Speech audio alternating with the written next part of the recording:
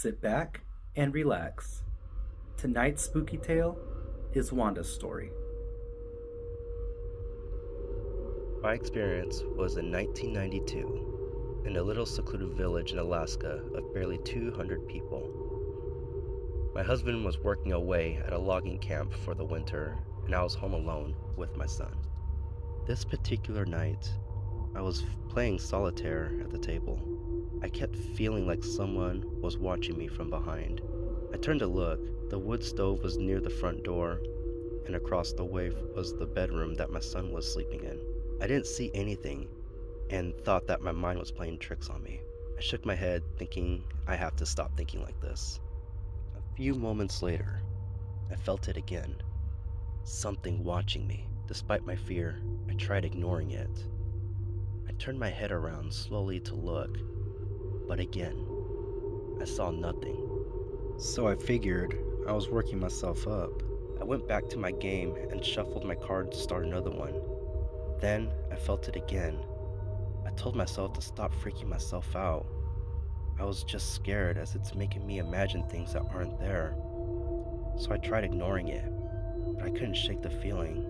It then felt like I was about to be touched. So I slowly turned my head. I saw it. I froze and couldn't move. It was half goat and half bat.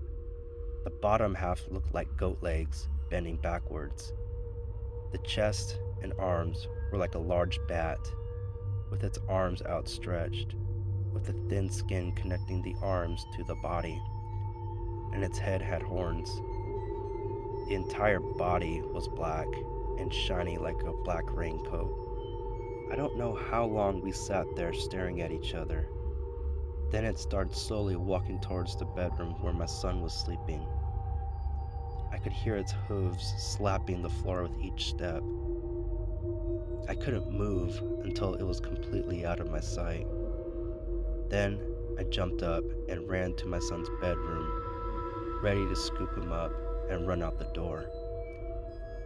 I got to the bedroom only to find this thing bent over, hovering over my son, and it turned its head to look at me and smiled.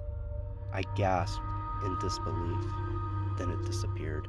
I was so scared that I later talked to our priest, and he came to my house to bless it, as well as my son and I. He gave me some prayers to protect my house and my family.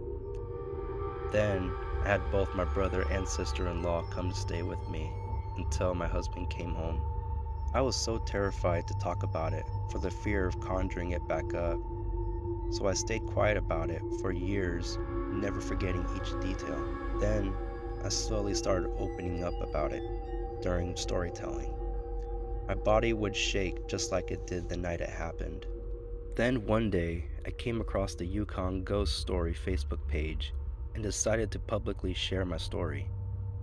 This response was crazy. So many people responded shocked. Others said they'd seen the same thing. Then someone said a psychic told them that it was a portal guardian and they weren't meant to be seen.